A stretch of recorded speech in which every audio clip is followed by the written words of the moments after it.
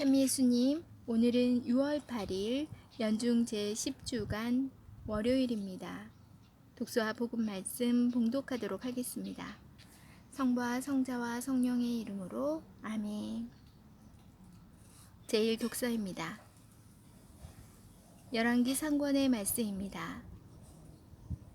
그 무렵 기랄의 티스베에 사는 티스베 사람 엘리야가 아합에게 말하였다. 내가 섬기는 살아계신 주 이스라엘의 하느님을 두고 맹세합니다. 내 말이 있기 전에는 앞으로 몇 해 동안 이슬도 비도 내리지 않을 것입니다. 주님의 말씀이 엘리야에게 내렸다. 이곳을 떠나 동쪽으로 가 요르단강 동쪽에 있는 그리 시내에서 숨어 지내라. 물은 그 시내에서 마셔라. 그리고 내가 까마귀들에게 명령하여 거기에서 너에게 먹을 것을 주도록 하겠다. 엘리야는 주님의 말씀대로 요르단강 동쪽에 있는 크리 시내로 가서 머물렀다.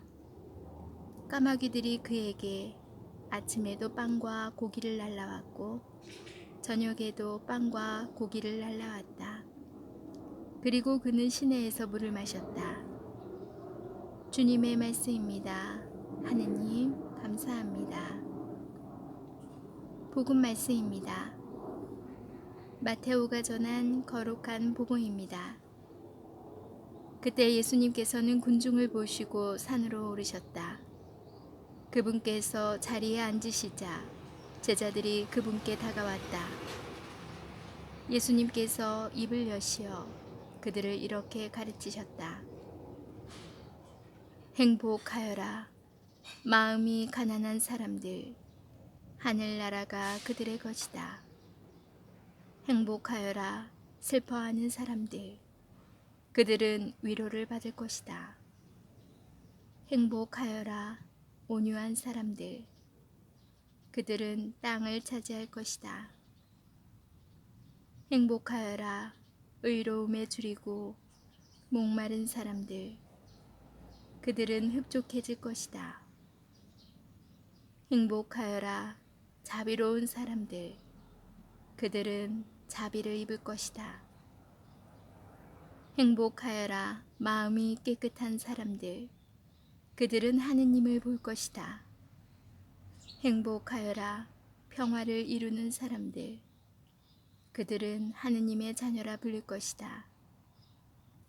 행복하여라. 의로움 때문에 박해를 받는 사람들, 하늘나라가 그들의 것이다. 사람들이 나 때문에 너희를 모욕하고 박해하며 너희를 거슬러 거짓으로 온갖 사악한 말을 하면 너희는 행복하다. 기뻐하고 즐거워하여라.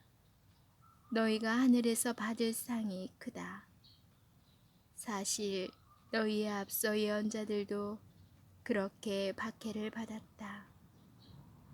주님의 말씀입니다. 그리스도님 찬미합니다. 잠시 묵상하겠습니다. 예수님께서 행복 선언을 하십니다. 그런데 어떻게 가난, 슬픔, 온유함, 의로움, 자비, 깨끗한 마음, 평화, 박해받음이 행복의 기준이 될 수 있을까요? 성경에서 말하는 행복이 무엇인지를 잘 드러내는 곳은 시편 1편입니다. 이 시편에 따르면 하느님의 말씀을 듣고 실천하는 사람은 행복하며 그런 사람은 마치 시냇가에 심긴 나무와 같다고 합니다. 이 나무는 시냇가까지 뿌리를 뻗은 만큼 수분을 언제든지 얻을 수 있습니다. 반면 악인들은 바람에 흩날리는 겨와도 같습니다. 곧 돈, 명예, 권력이 있고 없고에 따라 행복할 수도 있고 불행에 빠질 수도 있는 것입니다. 그들에게는 뿌리가 없으니 그들이 성취한 행복은 그만큼 가볍습니다. 이처럼 시편 1편은 진정한 행복을 누리려면 뿌리가 있어야 한다고 알려줍니다. 당장 사라지는 것이 아니라 사라지지 않는 곳에 뿌리를 둔 이들이 행복한 것입니다. 이 시편에 비추어 행복 선언을 다시금 바라보면 예수님께서 말씀하신 8가지 내용은 행복을 위한 조건이 아님을 알 수 있습니다. 행복을 위한 유일한 조건은 행복의 원천이신 하느님을 뿌리로 삼는 것입니다. 다시 말해서 외부에서 오는 가난, 슬픔, 박해가 있다 하더라도 하느님의 뜻에 따라 온유함, 의로움, 자비, 깨끗한 마음을 잃지 않는다면 우리는 시냇가이신 하느님께 우리의 뿌리를 뻗을 수 있는 것입니다. 아멘. 성부와 성자와 성령의 이름으로 아멘. 오늘은 좀 늦게 이렇게 딸기가 맺혔어요. 딸기꽃이 피고 좀 늦은 감이 있는데 한 여름에나 이 딸기를 먹을 수 있을 것 같아요. 네, 그래도 이렇게 피어서 또 살아가겠다고 있으니 참 예쁘네요. 오늘 복음 말씀은 행복선언, 예수님의 산 위에서의 설교, 산상설교, 아주 유명한 8가지 행복선언에 대해서 나오는데 8가지 행복이라 해서 갑자기 생각이 안 나네요. 진복 8단이라고 하죠. 고 김수환 추기경님께서 쓰신 바보가 바보들에게 2번째 이야기 책에 나와 있는 내용 중에서 이 추기경님께서 쓰신 글을 이 진복 8단을 해석을 하신 부분을 한번 공유하고자 합니다. 자, 첫 번째, 복되어라 영으로 가난한 사람들, 하늘나라가 그들의 것이다. 영으로 가난한 사람은 다만 하느님께 의지하는 자 또는 의탁하는 자라고 번역될 수 있는 것으로 이는 자기의 재능이나 건강, 재물, 인간관계 등이 마지막까지 신뢰할 수 있는 것이 아님을 알기 때문에 겸손되이 모든 희망을 하느님께 두고 자기의 행복을 오로지 하느님께만 바라는 사람을 가리키는 말씀입니다. 2번째, 복되어라 슬퍼하는 사람들, 그들은 위로를 받으리라. 가난하고 고통받으며 우리는 이들에게 하느님의 위로는 기쁨과 희망의 원천이며 그들에게 함께 머물러 주신다는 약속이 말씀입니다. 3번째, 복되어라 온유한 사람들, 그들은 땅을 상속받으리라.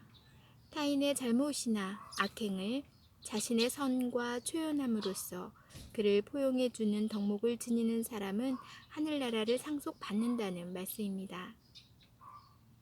4번째, 복되어라 의로움에 굶주리고 목마른 사람들, 그들은 배부르게 되리라.